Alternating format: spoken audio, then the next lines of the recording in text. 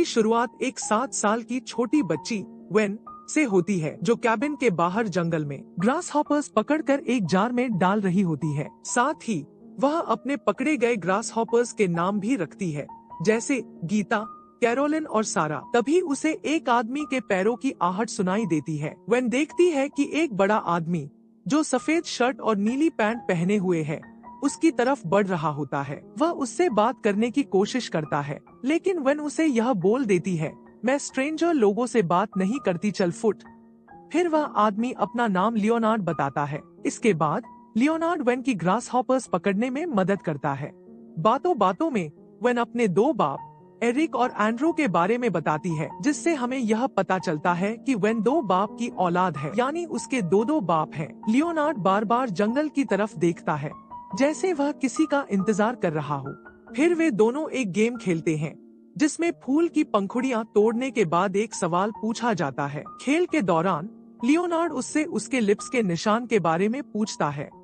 When बताती है कि उसके पापा ने हर डॉक्टर को दिखा दिया, लेकिन यह निशान ठीक नहीं हुआ। इस पर लियोनार्ड कहता है कि उसके पास कोई लिप्स का निशान तो नहीं, लेकिन उसका दिल अंदर से टूटा हुआ है। वेन पूछती है क्यों? लियोनार्ड बोलता है क्योंकि जो आज होने वाला है। तभी उसके तीनों साथी सबरीना, एड्रियन और रेडमंड जंगल से बाहर आते हैं। वेन पूछती है कि क्या वे उसके दोस्त हैं, जिस पर लियोनार्ड कहता है कि वे उसके साथी हैं, लेकिन असली दोस्त तो वेन ही है। फिर वह बताता है कि उनके पास एक बहुत जरूरी काम है, शायद दुनिया के इतिहास का सबसे अहम काम। वेन देखती है कि उनके हाथों में बड़े और नुकीले हथियार हैं। वे घबराकर केबिन की तरफ भागती है। वह एरिक और एंड्रयू को इन स्ट्रेंजर्स के बारे में बताने जाती है। इस बीच लियोनार्ड दरवाजे पर दस्तक देकर बताता है कि वे एक जरूरी काम से आए हैं और उनसे सीधे बात करना चाहते हैं। उसके पिता एंड्रयू और एरिक डरते हुए पर्दे से बाहर देखते हैं और महसूस करते हैं कि लियोनार्ड बहुत ताकतवर है। लियोनार्ड वेन की तारीफ करता है, जिससे वह और घबराती है। एरिक विनम्रता से मना करता है, लेकिन लियोनार्ड जिद करता है कि बात करना जरूरी है। एंड्रयू 911 डायल करने की कोशिश करता है, लेकिन फोन काम नहीं करता। सबरीना बाहर से बताती है कि उन्होंने लैंडलाइन काट दी है। इसके बाद तीनों जल्दी से घर के सारे खिड़की दरवाजे बंद कर देते हैं। वेन देखती है कि रेडमंड खिड़की तोड़ रहा है। एंड्रू उसे गोदी में उठा लेता है। एरिक और एंड्रू घर से बाहर जाने का फैसला करते हैं, लेकिन तभी उनकी नजर सबरीना पर पड़ती है। एरिक वेन को ले जाने के लिए एंड्रू से कहता है और सबरीना से लड़ने जाता है, लेकिन सबरीना उसे नॉक कर देती है, जिससे उसका सर फट जाता है। सबरीना बताती है कि वे एक नर्स है और वे मदद कर सकती है। तभी रेडमंड खिड़की से अंदर आता है। एंड्रू उसको मारते मारते उसका सुअर भर देता है, लेकिन सभी अंदर होते हैं और घर के भीतर किसी को कोई नुकसान नहीं पहुंचाते। इतना सब होने के बाद चारों उन लोगों को बिना कोई नुकसान पहुंचाए काबू कर लेते हैं। इसका मतलब है कि वे परिवार को तकलीफ देने नहीं आए थे। एक छोटा सा फ्लैशबैक दिखाया जाता है, जिसमें एरिक और एंड्रू के माता पिता से मिलते हैं। इस फ्लैशबैक से यह साफ होता है कि एंड्रू के पिता अपने बेटे की सेक्सुअलिटी को लेकर सहमत नहीं है, जबकि एरिक की माँ इसे समझती है। एंड्रू थोड़ा निराश हो जाता है, क्योंकि उसके माता पिता सिर्फ 45 मिनट बाद ही चले जाते हैं, लेकिन एरिक उसे यकीन दिलाता है कि वे हमेशा साथ रहेंगे। एरिक होश में है और सैब्रिना उसकी चोट का इलाज कर रही है। एरिक और एंड्रयू को कुर्सी से बांध दिया गया है। बाकी लोग केबिन को साफ कर रहे हैं। लियोनार्ड वे को शांत करने के लिए टीवी पर कार्टून चला देता है। लियोनार्ड सैब्रिना से पूछता है कि क्या एरिक ठीक है, और वह बताती है कि एरिक गंभीर रूप से चोटिल है। लियोनार्ड एरिक से पूछता है कि क्या वह बेहतर महसूस कर रहे हैं, और लियोनार्ड कार्टून शो देखकर अच्छा महसूस करता है। एंड्रयू इसे लेकर मजाक करता है। लियोनार्ड कहता है कि उनका इरादा नफरत फैलाने का नहीं है, और सैब्रिना कहती है कि उनमें से किसी में भी होमोफोबिक भावना नहीं है। इसके बाद वे सब अपने बारे में बताते हैं। सैब्रिना कहती है कि वह एक नर्स है और अपनी बचत से पेंसिल्वेनिया आई है। लियोनार्ड एक स्कूल टीचर और बास्केटबॉल कोच है। इसके बाद रेडमंड अपने बारे में बताता है, जैसे कि उसे बीच पर सैर करना और बियर पसंद है, लेकिन उसका ये बोलने का तरीका थोड़ा अजीब होता है। लियोनार्ड उसे रोकता है और कहता है कि ये बातचीत जरूरी है ताकि वे लोग जान सके कि वे कौन है। रेडमंड को लगता है कि ये सब समय बर्बाद करने जैसा है, क्योंकि उसे लगता है कि उनका काम नहीं है। लियोनार्ड उसे समझाता है कि अगर वो ऐसे बात करेगा तो बाकी लोग डर जाएंगे और शायद वे उनका विश्वास न करें या उनकी मदद न करें। फिर रेडमंड अपने बारे में बताता है कि वो एक गैस कंपनी में काम करता है और उसने अपनी जवानी में कुछ गलतियां की थी, लेकिन अब वह बदल चुका है। एड्रियन बताती है कि वह पहले एक मैक्सिकन रेस्टोरेंट में लाइन कुक थी और लोगों को खाना खिलाना उसे बहुत अच्छा लगता है। लियोनार्ड और उसकी टीम बताती है कि उन्हें भविष्य में होने वाली तबाही की भविष्यवाणियां दिखाई दे रही थी और इस परिवार को एक बलिदान देना होगा ताकि इंसानियत बच सके।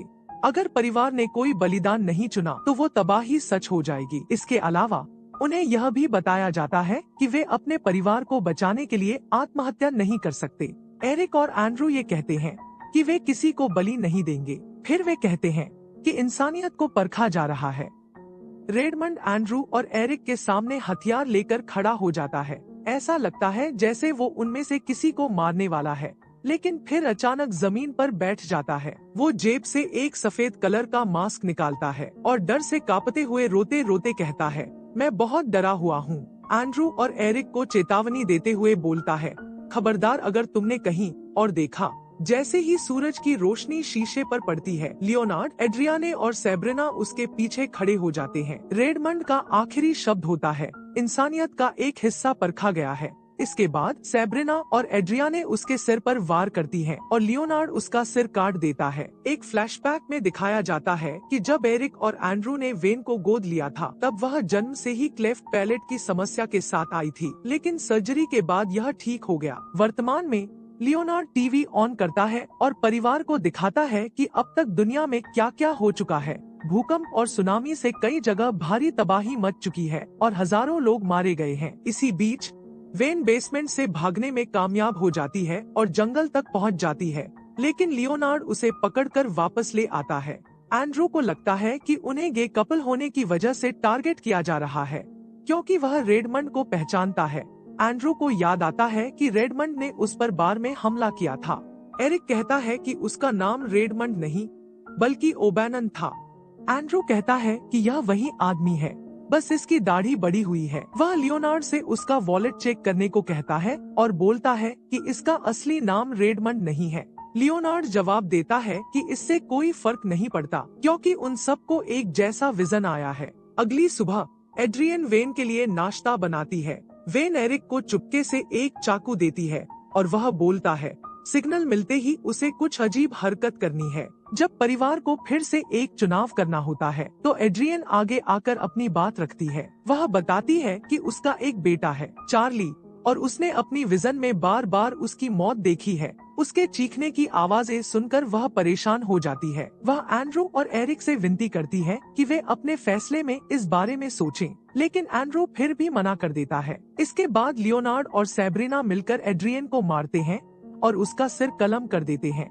फिर वे टीवी चालू करते हैं, जहां बच्चों को प्रभावित करने वाले एक खतरनाक वायरस के फैलने की खबर दिखाई जाती है। एंड्रू नोटिस करता है कि यह रिपोर्ट पहले से रिकॉर्ड की हुई है और वह इस वायरस के बारे में महीनों से पढ़ रहा है। इससे उसे और ज्यादा यकीन हो जाता है कि ये लोग उनसे झूठ बोल रहे हैं। लियोनार्ड और सबरीना फिर से एरिक और एंड्रू को मनाने की कोशिश करते हैं। एरिक वेन को इशारा करता है और वेन गुस्से में अजीब तरीके से बर्ताव करने लगती है। इस दौरान एरिक अपनी रस्सी खोल लेता है और लियोनार्ड को भटकाने लगता है। इसी बीच एंड्रू भी अपनी रस्सी खोल लेता है और जब वह कैबिन से बाहर निकलता है तो वह कार की ओर बढ़ने लगता है। जैसे ही एंड्रू कार तक पहुंचता है, सबरीना उसके पैर में चोट पहुंचा देती है, लेकिन एंड्रू उसकी आंखों में मिट्टी फेंककर कार में कूद जाता है। कार में पहुंचने के बाद वह बंदूक लोड करने की कोशिश करता है। तब सबरीना उसे रोकने के लिए कार में घुसने की कोशिश करती है और उसे हल्का सा चाकू मारती है, लेकिन एंड्रू फायर करके सबरीना को हथियार छोड़ने पर मजबूर कर देता है। केबिन वापस आने के बाद एंड्रयू लियोनार्ड को धमकी देता है और उसे अपने परिवार को अकेला छोड़ने के लिए कहता है, लेकिन जब सबरीना उसकी तरफ भागती है तो वह चौंक जाता है और गलती से उसे गोली मार देता है। एक और फ्लैशबैक में बार में उस हमले की याद आती है जिसमें एक आदमी रेडमंड जैसा दिखाई देता है, बड़ी दाढ़ी के साथ, और कहा जाता है कि वह जेल में था। इस घटना के बाद ही एंड्रू ने आत्मरक्षा की ट्रेनिंग ली थी और एक बंदूक खरीदी थी। सबरीना की मौत के बाद लियोनार्ड उसका सिर काट देता है। एंड्रू रेडमंड का बटुआ उठाता है और यह पुष्टि करता है कि वह वही आदमी है जिसने उस पर हमला किया था और उसका नाम था रोरी ओबैनन। एंड्रू लियोनार्ड को बंदूक की नोक पर बाथरूम में जाने के लिए कहता है ताकि वह उसी गाड़ी को ले सके जिससे ग्रुप यहाँ आया था और घर लौट सके। कुछ मिनटों बाद लियोनार्ड बाथरूम की खिड़की तोड़ता है। एंड्रू बाथरूम खोलता है और शॉवर में गोली चला देता है, लेकिन लियोनार्ड के हाथ में गोली लगने के बावजूद वह एंड्रू पर हमला करता है। थोड़ी संघर्ष के बाद लियोनार्ड एंड्रू से बंदूक छीन लेता है और उन्हें टीवी वापस चालू करने के लिए कहता है। टीवी पर दुनिया भर की सैकड़ों एयरलाइंस में तकनीकी समस्याएं आने लगती हैं, जिससे हजारों विमान अचानक आकाश से गिरने लगते हैं। लियोनार्ड वही शब्द बोलता है जो एंकर वुमन ने कहा था, जिससे एरिक को यकीन हो जाता है कि सब कुछ पहले से तय था। लियोनार्ड एरिक और एंड्रयू को बाहर ले जाता है और उन्हें बताता है कि उनके पास आखिरी मौका है ताकि और अधिक डिजास्टर्स को रोका जा सके। एरिक वैन से कहता है कि वह हेडफोन पहनकर पेड़ के घर में छिप जाए जब तक कोई उसे लेने नहीं आता। लियोनार्ड उन्हें बताता है कि उनके पास इसे रोकने के लिए कुछ ही मिनट हैं। फिर वह अपनी गर्दन को काट लेता है। एक शक्तिशाली तूफान बनना शुरू हो जाता है, जिसमें आकाश में बिजली कड़कने लगती है और विमान गिरने लगते हैं। दोनों घर के अंदर वापस जाते हैं। एरिक एंड्रू को बताता है कि उसने सूरज की परछाई में जो रूप देखा था और वह मानता है कि समूह के दर्शन सच थे। उसने यह समझा कि वे सभी मानवता के 4 घोड़े थे। रेडमंड था बुराई, एड्रियन थी दया, सबरीना थी स्वास्थ्य और लियोनार्ड था मार्गदर्शन। वे एपोक्लिप्स के 4 घोड़े थे और उनकी मौतें जरूरी थी। जब ऐसा लगता है कि एरिक बलिदान देने वाला है, एंड्रू उससे बहस करता है, कहता है कि मानवता को बचाना जरूरी नहीं है क्योंकि वे उसे और एरिक को नफरत करते हैं और नकारते हैं। फिर एरिक एंड्रू को उस दृष्टि के बारे में बताता है जिसे उसने देखा था और कैसे एंड्रू बूढ़ा होता है और वेन के करीब रहता है और कैसे वेन एक ऐसा करियर पाती है जिस पर वह गर्व करती है और एक ऐसा इंसान ढूंढती है जो उसे उतना ही प्यार करता है जितना वह होता है, ताकि एंड्रू उसे गोली मार सके। एंड्रू अपने पति के जाने का शोक करता है और फिर वह वेन को ट्री हाउस से लाने जाता है। बारिश के साथ एक तेज बिजली गिरती है जिससे उस केबिन के साथ पास जंगल के पेड़ों में आग लग जाती है। दोनों चलते हैं और उस ट्रक को पाते हैं जिसमें लियोनार्ड का ग्रुप आया था। एंड्रू वेन के साथ एक रेस्टोरेंट की ओर ड्राइव करता है जहां लोग डिजास्टर्स के खत्म होने की खबर देखने के लिए इकट्ठा होते हैं।